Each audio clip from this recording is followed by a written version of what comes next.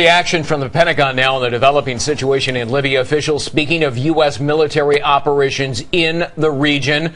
Our own Jennifer Griffin was there at the news briefing, and you've learned further details as well, Jennifer. That's right. We just got an operational update from Vice Admiral William Gortney. He's the director of the Joint Staff here in the Pentagon, and he is the one who told us that it was between 110 and 112 Tomahawk missiles that were fired. They were fired. It takes about an hour for them to fly from the ships that they were launched from. They were launched from U.S. vessels in the Mediterranean, as well as one British submarine. It takes about an hour. So those were first fired at about 2 p.m. Eastern. They first started landing in Libya, we're told, at 3 p.m. Eastern. And there were about 20 sites that were targeted. Most of them were actually in the western part of Libya near Tripoli, about 4 or 5 sites there, about 4 sites in Misrata, 20 sites total. But we are told that Tomahawks were not targeting the area around Benghazi. That's interesting. But they will be creating a no-fly zone eventually that will include and protect Benghazi, of course, where the rebels are. We also know that there are 11 U.S. naval assets involved in this operation. They include 2 destroyers, the USS Barry, the USS Stout, 3 naval submarines, the USS Florida, also the USS Providence. Tomahawks are generally fired from destroyers or from submarines. They would not be specific about which ships fired the 112 Tomahawks earlier.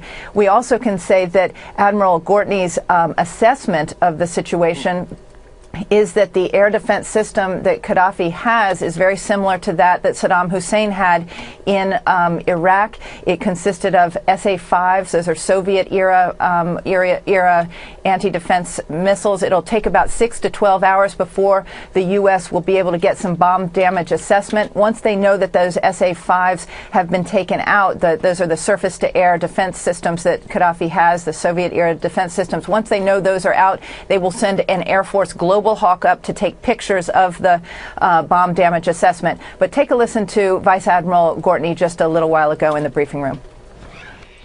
Earlier this afternoon, over 110 Tomahawk cruise missiles fired from both U.S. and British ships and submarines struck more than 20 integrated air defense systems and other air defense facilities ashore.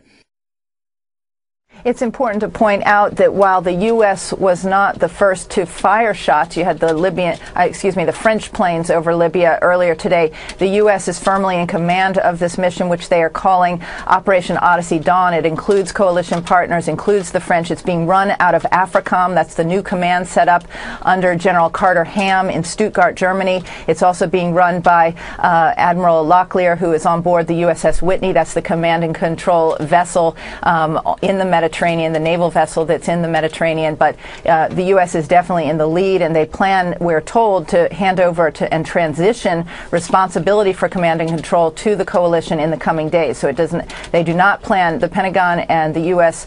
Does not plan to be in the lead of this operation for more than just a few days, but they have, as they say, unique capabilities that give them the ability to take down the air defenses, to send in electronic jammers. They said they have not used those jammers yet, but they use the Tomahawks, and it's that unique capability that has put the U.S. in the lead for the coming days.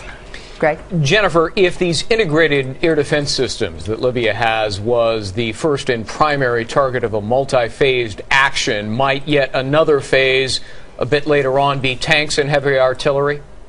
Well, this is, as we were told by Vice Admiral Gortney, this is the first of a multi-phase operation and plan, so they would not reveal whether there would be more Tomahawk missiles fired tonight or whether, what the next phase will be. But you can expect that once they know that those air defense systems, those SA-5s, are taken out, you can expect to see U.S. planes flying over Libya. It's simply that they're not going to put U.S. air personnel in danger until those air defenses are taken out. And is it likely they'll wait till daylight there in Libya to be able to take a closer look at satellite images to determine the success or failure of those strikes? Well, that's right. We were told that it will take 6 to 12 hours before they have any bomb damage assessment. They won't, again, be able to send the Global Hawk up until they are sure that those SA-5s have been taken out. So this is going to take some time, but they don't expect for this operation to go on for more than a few days. They think they'll be able to handily deal with Gaddafi's air defense systems in the coming hours and days. Jennifer Griffin, great reporting from the Pentagon. Jennifer, thanks.